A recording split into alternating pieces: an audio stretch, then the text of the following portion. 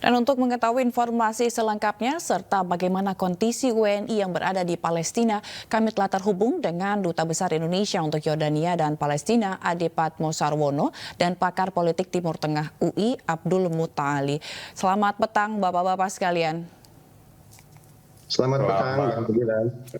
Baik, ini pertama. Selamat petang di Indonesia, selamat siang dari Aman. Baik, selamat siang dari Aman. Pak, kita ke Pak Ade dulu. Pak Ade, ini gimana kondisi saat ini di sana, Pak? Kondisi di jalur Gaza maupun di tepi barat masih mencekam, khususnya di jalur Gaza. Saling menyerang masih terjadi. Terakhir tadi pagi Hamas meluncurkan roketnya kembali ke beberapa kota di perbatasan dengan Gaza. Namun juga ada informasi juga tentara Israel sudah menguasai kembali beberapa kota dan pos-pos penjagaan di jalur Gaza. Kalau untuk rencana evakuasi WNI nanti akan seperti apa, Pak? Jadi rencana evakuasi sedang kita rancang karena satu-satunya akses dari jalur Gaza itu hanya melalui Mesir, melalui perbatasan Rafah. Dan saat ini ada 10 WNI, 5 orang dewasa dan 5 anak-anak. Sejauh ini dari pagi sampai siang ini ada satu keluarga WNI yang menyatakan keinginannya untuk melakukan evakuasi. Hanya kendalanya saat ini perbatasan Gaza dengan Mesir, yaitu perbatasan Rafah ini masih ditutup karena kemarin karena sasaran serangan Angkatan Udara Israel. Berarti mereka saat ini apakah sudah berlindung di suatu tempat tertentu gitu, Pak, tempat yang aman? Apa masih berada di tempat mereka saat ini?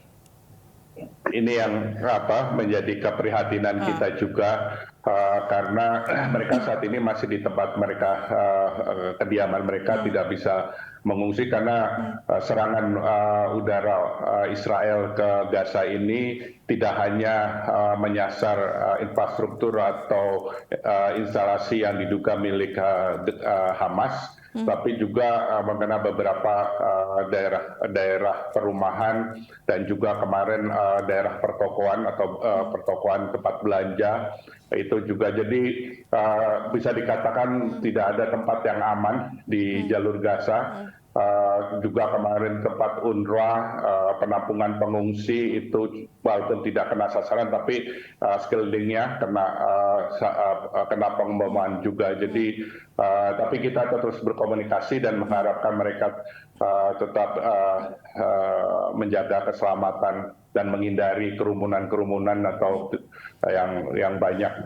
Baik, tapi untungnya komunikasi bisa terus berjalan gitu. Tapi bagaimana dengan kondisi bantuan mereka seperti makanan atau yang lainnya, Pak?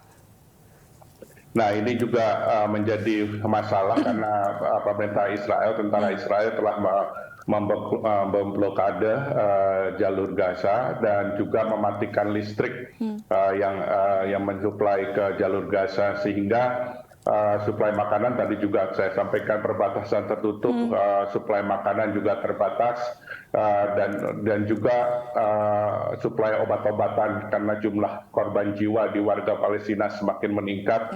Rumah sakit kewalahan obat-obatannya dan juga untuk energi listriknya juga terbatas karena mereka tergantung dengan generator, sementara BBM juga tidak semakin menipis. Ini memang jadinya situasinya sangat menyedihkan dan mencekam sekali.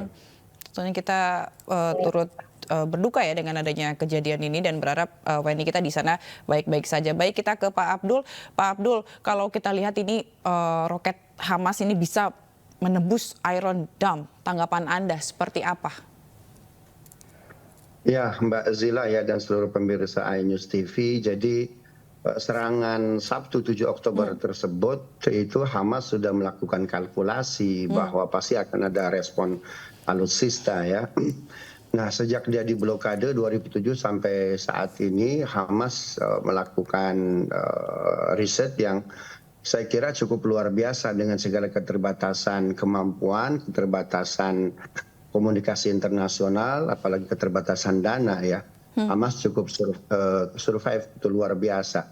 Dari 5.000 yang dikirimkan roket-roket di hari Sabtu, kemudian ditambah 300 ya per hari Senin tadi, jadi sudah 8.000 itu yang dikirimkan oleh Hamas. Itu Mossad agak keteteran ya, alih-alih dia ketiduran mungkin ya, kok bisa melakukan riset, bisa menghasilkan roket-roket yang luar biasa. Memang ini Hamas tidak sendirian tentunya, karena di situ ada bantuan Iran dan Turki ya. Saya kira orang ketika dalam kondisi terjepit, terkepung, bahkan hari ini kita sebut Gaza itu kuburan massal, Pak Dubes ya. Jadi Gaza ini kuburan massal. Ini kalau tidak dihentikan, Mbak Zila ya, jadi jumlah korban itu akan bertambah satu dari saling serang itu sendiri. Begitu. Tadi Mbak Zila menyebutkan 1.600. Data yang ada di saya itu melalui Kementerian Kesehatan Palestina sudah 1.800, Mbak Zila. Nah ini kalau tidak dihentikan mungkin akan terus bertambah. Nah ini jumlah ini akan terus bertambah bukan hanya dari saling serang, tetapi blokade total. Ya, pasokan air tidak bisa masuk, kemudian bantuan tadi listrik ya juga tidak ada. Artinya food, water, and energy itu semua total tidak boleh masuk. Tidak ada pasukan food, water, and energy. Artinya Pak, Gaza today itu adalah kuburan massal. Maka PBB tidak boleh bungkam karena biang kerok ini semua resolusi 181/1947 yang menjadikan Palestina tanahnya dibagi dua. Ya, ada tanah untuk Arab Palestina, ada untuk Yahudi. Nah, PBB tidak boleh diam. Jadi hanya tidak sekedar mengecam, hanya tidak sekedar terbagi dua. Hari ini antara G7 dengan bridge ya, bridge pun itu hanya diwakili oleh South Africa dan Rusia. Jadi saya kira ini semua pemimpin dunia harus duduk bersama, gencatan senjata harus dihentikan. Kenapa? Ini korban tidak menutup kemungkinan per hari bisa 300 orang, Mbak Zila. Ya. Jadi ini sungguh sangat mengkhawatirkan ketika kita dalam kondisi kesulitan. El Nino, ini El Nino-nya bukan hanya panas roket, panasnya rudal. Maka kemanusiaan kita harus berbicara di sini. Baik, tapi menurut Pak Abdul, apa yang bisa menghentikan konflik antara Israel dan Palestina ini agar berhenti untuk perang begitu? Akhirnya mereka berdamai. Baik. Pertanyaan itu sebetulnya pertanyaan klasik, Mbak Zila ya. Karena memang perang ini udah dari lama ya. Betul, berapa kali perundingan, berapa kali kesepakatan. Ya, dari mulai Camp David, kemudian Oslo, ya, yang terakhir di 2022 itu Jordan, tempat bertugasnya Pak Dubes ini. Itu Jordan itu mengeluarkan two-state solution. Ya, bahwa kedua negara Palestina Israel berdampingan sebagai negara merdeka, dan itu diafirmasi oleh kita, oleh Indonesia. Jadi Indonesia politik luar negerinya luar biasa. Dan kemarin Bu Retno, Menteri Luar Negeri kita, itu luar biasa, amat sangat tegas gitu di Majelis Umum PBB berbicara September kemarin terkait Palestina. Selain beliau berbicara tentang kemanusiaan di Afghanistan dan Myanmar begitu. Mana pemimpin yang lain? Saya kira kemanusiaan kita di sini harus tumbuh, dan PBB harus didorong ini ya oleh kementerian kita, karena kita alhamdulillah luar biasa politik luar negeri kita ini bebas aktif, kita kanan kiri oke, kita bisa berbicara ke G7, kita bisa berbicara ke bridge begitu untuk menguatkan PBB bahwa ini mesti dihentikan. Ya, Amerika, Rusia. Jadi jangan sampai Gaza ini menjadi kuburan copy paste konflik Rusia Ukraina.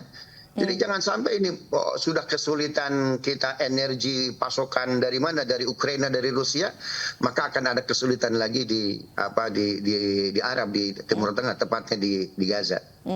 Kalau tadi Pak Abdul mengatakan bahwa sebenarnya serangan Hamas ini penuh perhitungan begitu ya, dengan bantuan dari beberapa negara tentunya, itu artinya ini adalah sesuatu hal yang sudah benar-benar disiapkan oleh Hamas sendiri untuk menyerang ke Israel. Apa di balik serangan, apa yang ingin ditunjukkan sebenarnya dalam serangan mendadak kali ini? Baik, Mbak Zila, kalau saya analogikan serangan 5.000 roket yang dikirimkan Hamas itu seperti orang yang sedang disandra di dalam gua. ya, dia diikat kakinya, tangannya, tidak ada orang yang tahu. Dia dijaga itu oleh para penjahat-penjahat. Nah, yang bisa dia lakukan ketika mulutnya itu tidak dibungkam, maka dia berteriak kan, sekeras-kerasnya. Siapa tahu di depan gua tersebut ada orang-orang yang bisa mendengar dia. Nah, yang dilakukan oleh Hamas itu adalah mengingatkan dunia internasional bahwa kami diblokade sejak 2007. Yang tewas, Mbak Zila, dari blokade 2007 sampai 2023, ya, orang Palestina 6.407, orang Israel 308. Coba bayangkan, ini jumlah yang tidak signifikan, bukan berarti 308 nyawa itu ringan, bukan. Saya ingin mengatakan dari sisi metrik saja, kan begitu. Nah, dari 6.807, 90% sipil. Sebaliknya dari 308, ya, itu dari masyarakat Israel yang meninggal, itu tentara 90%. Nah, artinya di sini harus dihentikanlah ya korban ini. Maka Amerika dalam hal ini yang memberikan donor alutsista bantuan kepada Israel jor-joran. Saya kira ini Amerika ini mesti diingatkan gitu oleh masyarakat internasional. Saya kira bisa lah. Ya. Baik. Saya kira bisa untuk terus diingatkan Amerika Serikat bahwa ruginya bukan hanya untuk Israel dan Palestina, tapi ruginya untuk kita semua. Ya, dan kita melakukan itu atas dasar kemanusiaan, atas dasar konstitusi kita. Baik Pak Ade dan Pak Abdul, jangan kemana-mana karena usai jeda dialog Newsroom, perang Hamas Israel yang makin brutal akan kembali.